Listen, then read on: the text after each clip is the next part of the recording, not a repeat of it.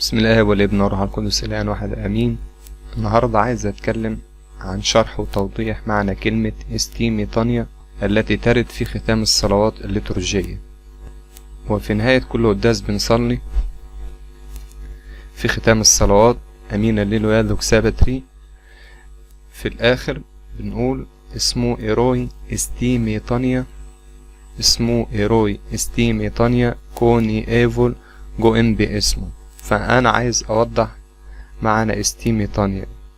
للأسف هي ترجمت في جميع الكتب الطقسية إلى باركوا علي هالميطانيا، اللي هي استيميطانيا ترجمت إلى هالميطانيا، اغفروا لي كوني إيفول قل البركة جوين باسمه.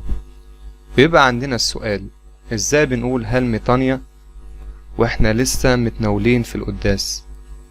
وقوانين الكنيسة أو القوانين الليتورجية بتمنع الميطانيا بعد التناول، وده بيرجع للقانون 20 من قوانين مجمع نقيا. بيقول بما أن البعض يركعون في الصلاة يوم الرب اللي هو الأحد وفي أيام 50 بين الفصح والعنصرة، فلكي يكون النظام موحدا في كل مكان رأى المجمع أن تقام الصلوات في الأحاد وفي أيام 50 ونحن منتصبون وقوفا. في القرون الأولى كانت القداسات بتقام في أيام الأحاد وأيام 50 المقدسة، لذلك وضع القانون في هذه الأيام. وبنستنتج من خلاصة القانون إن في يوم الرب اللي هو الحد وفي أيام 50 اللي هي كانت الأيام التي يقام فيها القداسات يجب على الجميع أن يقدموا صلواتهم وهم واقفون لا راكعون. كمان بيعلق العالم هاموند بيقول إن جرت العادة مع ذلك من أقدم الأزمنة أن يقف الشعب أثناء الصلاة أيام الأحاد وفي كل أيام 50 بين الفصح والعنصرة. وبيذكر أن العلامة ترتليان في إحدى مقالاته بيقول إن هذه العادة قد شاعت في كل مكان استنادا على تقليد شريف وإن لم يرد بخصوصها شيء في الكتاب المقدس. ثم قال إننا نعتبر الصوم والركوع أثناء الصلاة في يوم الرب أمرا غير جائز، ونتمتع بمثل هذه الحرية اللي هي حرية القيامة من أحد الفصح إلى أحد العنصرة. كمان بيقول المغبوط أغسطينوس أن الداعي لذلك هو الاحتفاء بقيامة ربنا وإعلان الراحة والفرح بسبب قيامتنا الخاصة التي حققها لنا الرب، يعني بالاتحاد بالرب يسوع في سر الإفخارستية بيجعلنا نعيش قيامة الرب. فنظمت القوانين الكنسية عدم السجود أو الميطانيا بعد التناول لكي نحتفي بقيامة ربنا يسوع المسيح وإعلان الفرح والراحة بسبب هذه القيامة. الكلام ده هتلاقوه في كتاب المجمع المسكون الأول للأب أنطوان عرب صفحة 318، وفي شرح قوانين مجمع نقيا موجودة في موسوعة الكتاب المقدس. يعني القوانين الليتورجية والقوانين الكنسية بتمنع السجود أو الميطانيا من بعد التناول، فلا يليق أن نقول استيميطانيا كوني إيفول هالميطانيا بعد ما بنتناول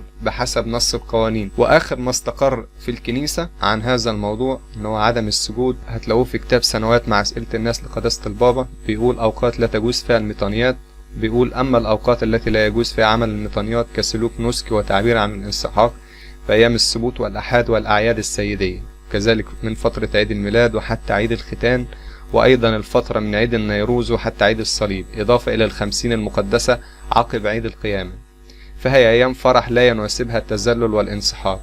وأما الأيام التي نتناول فيها من الأسرار المقدسة فإنه لا تجوز فيها أيضا الميطانيات. فبناء على الكلام ده أنا عايز أوضح المعنى بتاع استيميطانيا. استيميطانيا الوردة في ختام الصلوات هنلاقي تعريفها في قاموس معوض داود عبد النور صفحة 85، ذاكر ان استيميطانيا ده النطق البحيري ليها، واستيميطانيا ده النطق الصعيدي برضو ليها، ولكن الكتابة مختلفة، مكتوبة اي يوتا سيما وهنا يوتا سيما، ولكن هنا النطق برضو ايس لان الاي يوتا بيتنطق اي استيميطانيا. هنلاقي ان بيوضح ان هنا التعبير لا يعني هالميطانيا ولكنه اصطلاح قبطي بمعنى اسأل. يعني استيميطانيا مش معناها ميطانيا ولكن معناها أسأل، أو I beg في اللغة الإنجليزية بمعنى أتوسل، I beg you أرجوك أو أتوسل إليك، فهو ترجمها بمعنى أسأل. فالمعنى المقصود هنا هو باركوا علي أسأل اغفروا لي، يعني المصلي أو اللي بيقول عبارة استيميطانيا بيسأل من الناس إن هم يغفروا ليه كتعبير عن التواضع.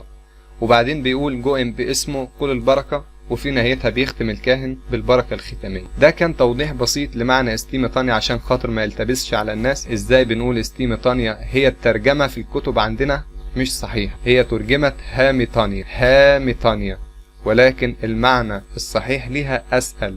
هنلاقي زي ما قلت الكلام ده موجود في قاموس معوض داود عبد النور صفحة 85. وخلينا أوضح معنى ميطانيا اللي هي المقصود بيها الركعة أو السجدة اللي احنا عارفين. كلمة ميطانيا هي كلمة يونانية الأصل، بتعني حرفيا تغيير الذهن والتوبة، وتستعمل ليتورجيا للإشارة عن الركعة والسجد. يعني الميطانيا كلمة يونانية حرفيا بتعني تغيير الذهن والتوبة، أما ليتورجيا بنستعملها إشارة للركعة أو السجد. المعنى الحرفي ليها هو تغيير الفكر الباطني أو تجديد الذهن، كما ورد في رسالة روميا 12:2 تغيروا عن شكلكم بتجديد أذهانك. فكلمة ميتا معناها ما وراء، زي ما بنقولها في علم الميتافيزيق بمعنى ما وراء الطبيعة. وكلمة نيا جاية من كلمة نوس بمعنى ذهن أو عقل، فيصبح معنى ميطانية معناها تغيير الفكر أو تغيير العقل الباطن أو الفكر العميق في الإنسان، أو النوس الذهن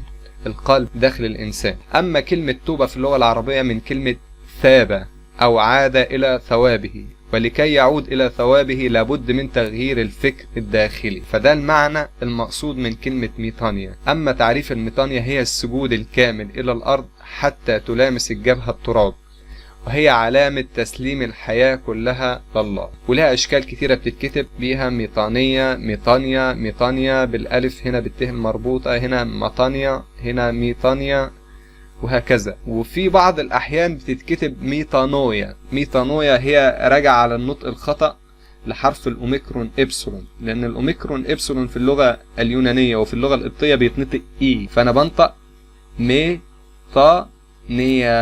ميطانيا ده معناه. وهتلاقوا الكلام ده باستفاضة موجود في مقال حول معنى الميطانيا في التدبير الروحي، هتلاقوها في قاموس الكنيسة، وهتلاقوها أيضا في معجم المصطلحات الكنسية الجزء الثالث لابونا أثناسيوس المقاري قايل الكلام ده باستفاضة. أتمنى إني أكون قدرت أوصل المعلومة عن كلمة ميطانيا ونفهم معناها، إن معناها أسأل وليس معناها هل ميطانيا أو هل سجود.